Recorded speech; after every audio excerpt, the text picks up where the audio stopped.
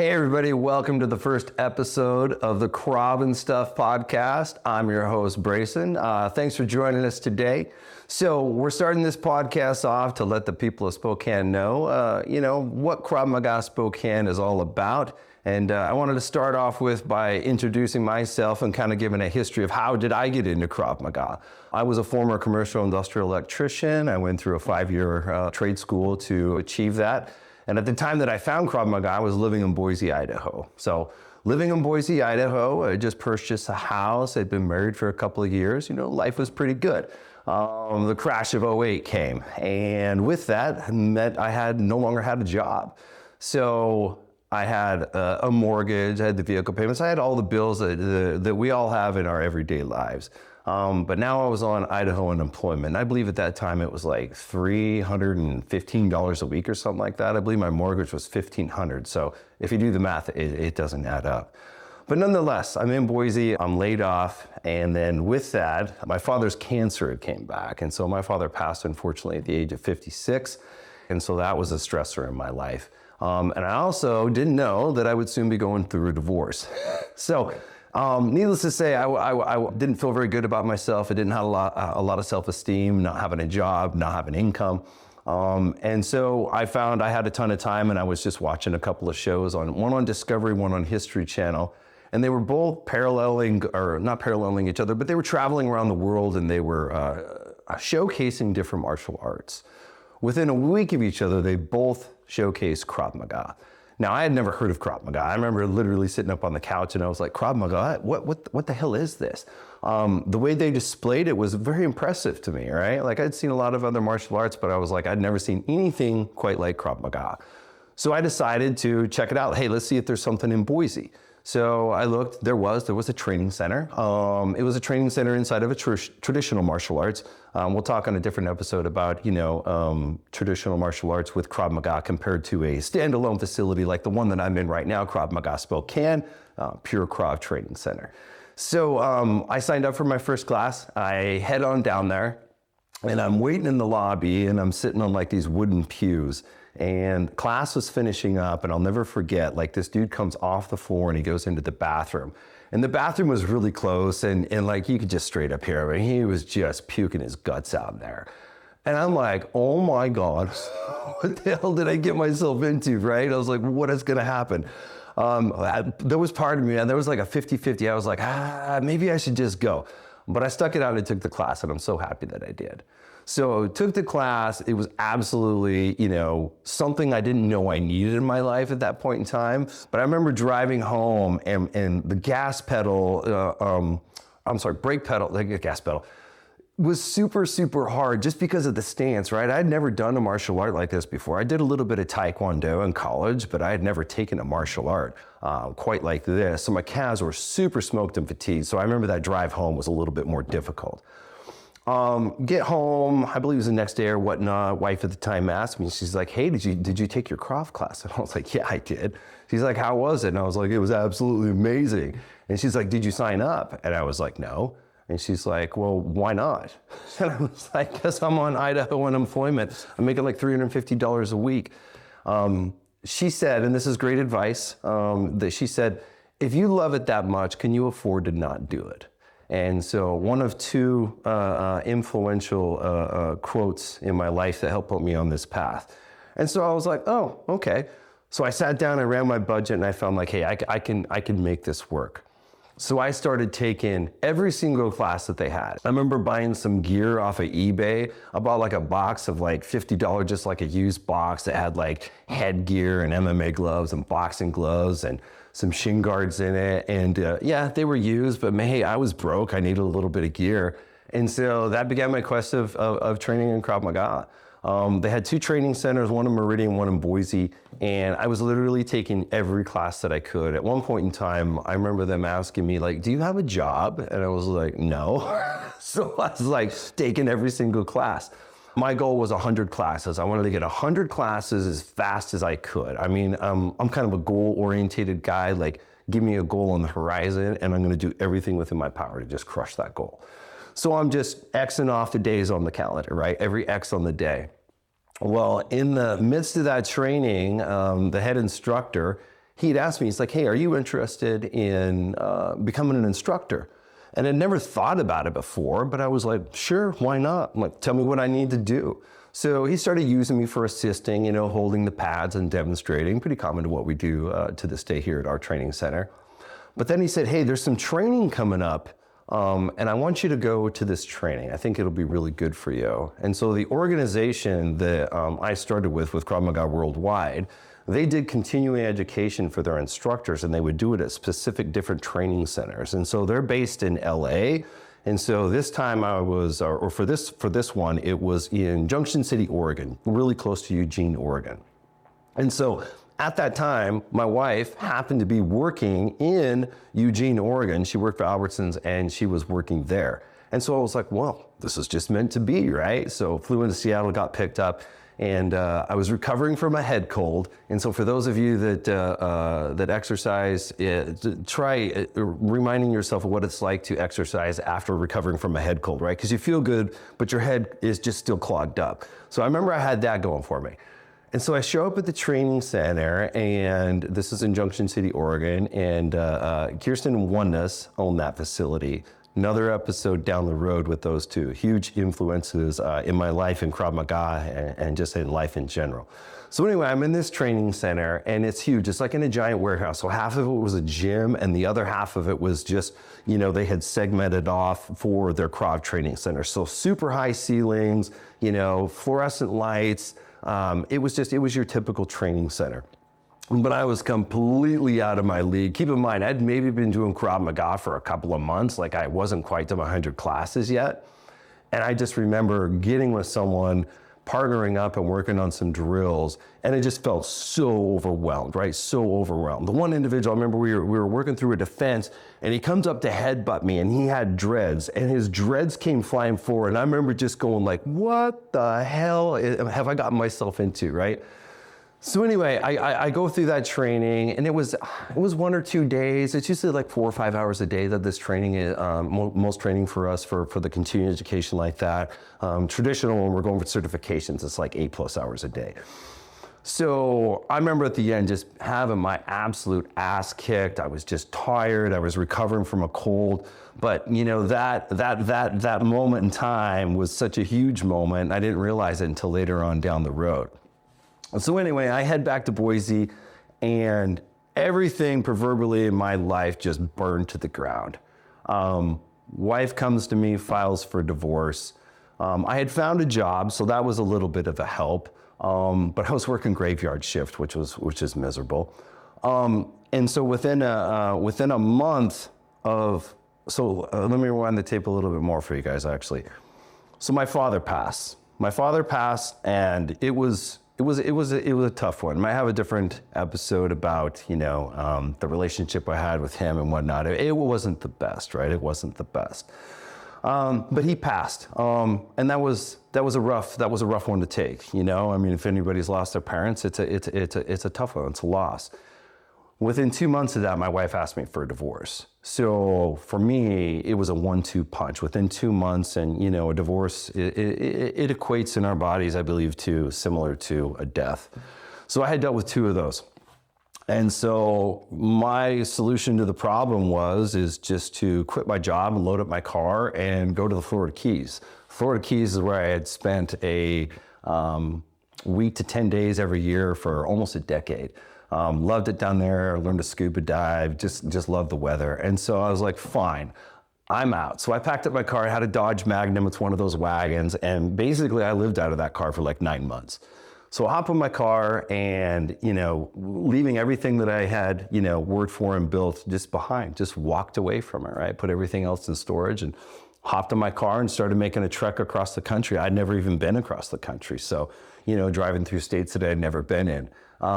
That was the first time that it really started to hit me that my father was gone, because there were certain points where I would see things on the road, especially as I was traveling through Wyoming and Kansas and whatnot. And it's like, oh man, Dad would like to hear about that. Dad would like to hear about that. And I remember literally going to hit the phone to call him and just realizing like he's no longer there. And so that's a tough one to swallow.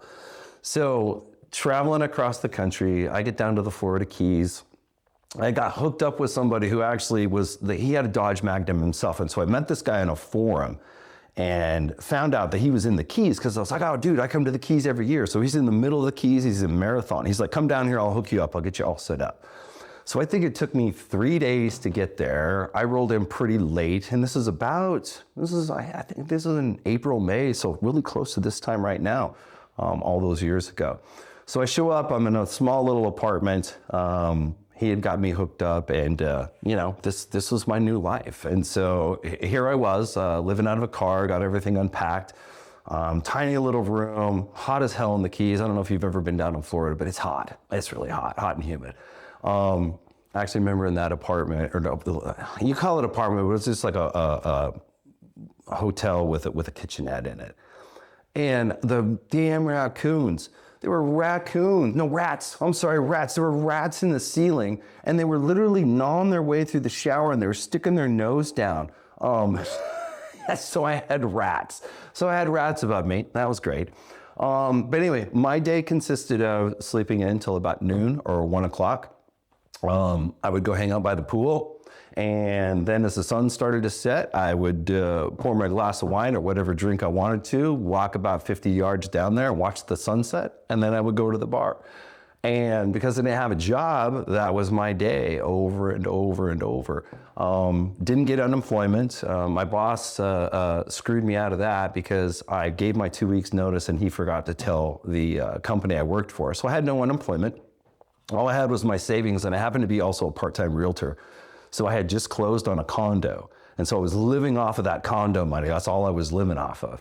And I didn't know if I wanted to be an electrician again. But my buddy, he had that same car that I told you, that Magnum, and he made a mobile car wash out of it, right? It was the coolest setup ever.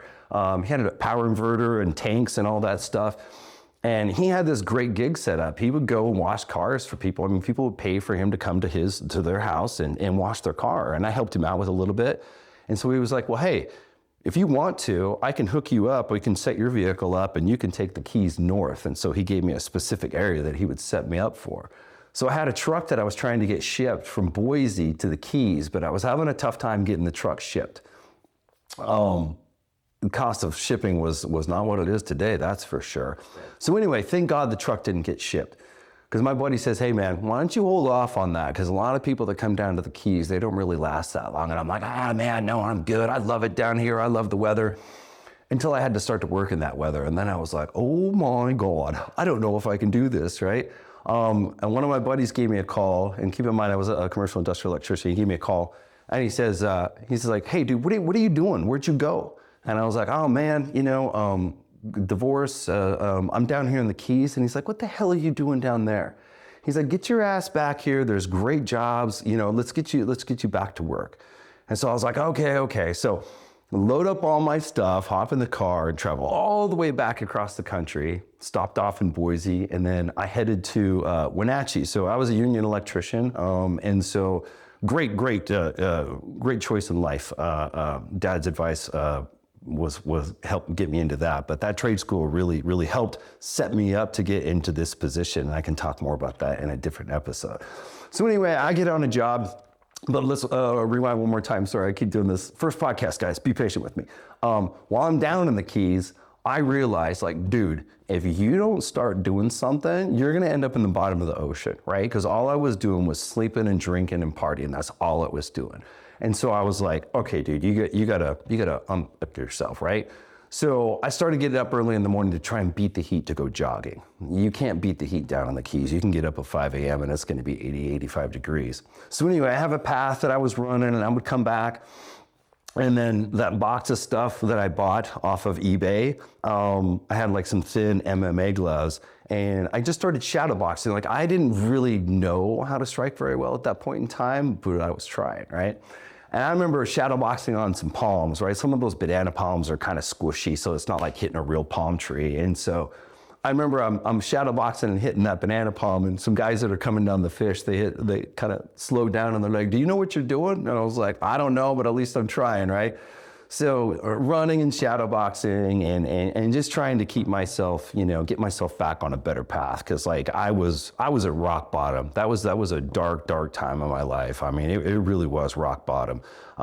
If it wasn't rock bottom, well, yeah, it was rock bottom. I think I was dragging the bottom at that time. So anyway, Toby gives me a call. He's like, dude, get your ass back here. Let's go to work. So I packed up everything, headed back. And I was in Wenatchee, and we were working on a T-Mobile data center. So that was a pretty cool job. Met a lot of cool people. And so with that, I knew deep down inside, I was like, man, I just love this Krav stuff. I love what it does for me. That's when I realized like I needed to hit things to get out my aggression, right? That's such a primal thing that I've learned over the years. Like it just helps release stress in such a unique way. So I bought a water bag. I remember I went to like the Big Five or whatever and bought a water bag, and I put it in the garage of the place that I was renting. They let me do it. And I would go out and I would just beat the shit out of that thing. I remember that the stuffing was falling out by the time I left Wenatchee. But in the back of my mind, I was like, man, I love Krav. How do I get back into it? So I missed it so much. Even that short period of time, it was so influential for me. I was like, how do I get back to that? So anyway, I get laid off and I come back to Spokane. So when I was in Boise, my father lived in Wyoming, my mom lived in Spokane, and so I was in the middle. And being away and not being close to my father when he passed really hit me. So I was like, you know what, I'm coming back to Spokane. So I came back to Spokane, be close to my mom. I'm a mama's boy at heart. I don't have a problem admitting that. And so back in Spokane I am, don't know what I want to do, right? So mom gets me hooked up with a job at a Vista, and I got plugged in there. And so if you're not familiar, Vista is our local utility company, and it's a great company to work for. And you get great benefits, great retirement, good paid time off. I mean, all in all, they called it a cradle to grave job, right? So I have that, and so then I'm looking for Krav Maga. And I remember looking and calling a couple martial arts centers here in Spokane, and one of them had Krav Maga in their description. And so I remember calling and I'm like, hey, when are the Krav Maga classes? And they're like, well, we don't really have a Krav Maga class. Like what we teach includes Krav Maga. And I was just kind of confused, right? Because I was like, wait, Krav Maga has a lot of other martial arts components kind of blended into it, kind of an OG mixed martial art, if you will. And so I was just like, wait, you don't have it? And so I was just frustrated because I couldn't train in what I was really yearning to train in. So one of my friends recommended CrossFit. Hey, give CrossFit a try, right? It'll give you that adrenaline dump. And that's what I've learned that I really love, right? That adrenaline dump. So got into CrossFit, which actually, the funny story, this building used to be CrossFit Spokane. And so what I did, I got off from a Vista and I drove down the road and I started doing CrossFit. And it kind of gave me what I was looking for a little bit, but again, I still yearn for Krav Maga. And so I had a dream that I had my own Krav Maga training center. So I had a legit dream about this. And keep in mind, I've always been a little bit of an entrepreneur. I mean, slinging papers as a kid, being the realtor in Boise. So I've always been a little bit of an entrepreneur. And so it just kind of hit me. And I tied that in with some advice that my father gave me. So the last conversation that I had with my father before he passed, in that conversation, he said, kid, if you're not happy doing what you're doing, find something else because life is short. Keep in mind, he was 56 when he died. So not much older than I am right now. And so that echoed in my mind. And then I tied that in with that dream. And I was like, I want to open my own training center. So I went to my mom, and I believe I was still living with my parents at that time. So yeah, moved on home, living with the parents. That was a good time. Got to go snowboarding, skiing with my stepdad. I mean, I had a good time with that. But I eventually did move out. So I talked to my mom and I was like, hey, I have this dream. And so mom was a little bit brokenhearted because she retired from the utility company that I was working for. But all I could think of when I was working at a Vista is these guys are miserable. I was just surrounded by just miserable people. We were making great money. We had great benefits, but everybody was just bitching and moaning and complaining on a daily basis. And I'm like, oh my God, dude, I just came from Idaho unemployment and we're making bank here and all we do is complain. And I just couldn't see myself staying in this career, especially at this position, because they wanted me to do another apprenticeship program. Keep in mind, I completed a 5-year apprenticeship program and they wanted me to start over again. And I just couldn't do it. So I made the decision to just walk away from it. So I put in my notice, and they were like, really? You don't want to do this apprenticeship program? And there happened to be a guy in second place behind me, and he had a wife and kids at the time. I was single, I had no obligations. I was like, look, he's gonna see it through. He's got a wife and kids, give it to him. And so I got laid off. And so in that time, I had asked the owner of CrossFit Spokane, I was like, hey, I'm thinking of doing this thing. And so I was like, do you think it's possible that maybe I could get some mat time? And so he's like, hey, yeah, no problem. And hey, shout out to Mike Gary, man. I really appreciate you. You're one of the people in this journey of mine that gave me that opportunity, and I thank you for that, Mike. So Mike gave me a couple slow days of the week. And so to work up to that, I had to get the training. And so I needed in order to go with this organization, I needed a certain amount of certification, and I needed somebody to basically vouch for me. And so I was like, God, where am I going to get the training at? And so Kirsten and Oneness that I had spoke about, they're down there in Junction City, Oregon. And they're like, hey, that guy that you trained with is just right down the road from you. So his name was Mike Sess. Shout out to Mike Sess. He's another one of these guys. Sorry guys, I have dry eyes, my eyes water, so I'm not emotional yet. I might get emotional, but my eyes do water often. It's the condition I have. And so he was the assistant dean of law at the University of Idaho. So that's just in Moscow. It's not too far from here. So I reached out to him and I'm like, hey, Mike, I have this idea. I have this dream. I want to open a training center here in Spokane. Can I come train with you so you can vouch for me so that I can eventually get my certification? He's like, dude, come on down. So I was working 410s at that time. So I worked my 410s. I got up Friday morning, I loaded my stuff up, and I went on down to Moscow. I went to Moscow, I took all of his classes on Friday. I slept on couches, air mattresses, cheap hotels, got up Saturday, took all the classes that he offered on Saturday, and then came on home and recovered. And I did that for weeks and weeks and months to get to the level of experience that I could get vouched for so that I could go work, get with this organization and get my first level certification. So I'm doing that while I'm still working at Avista. So back and forth we go, train.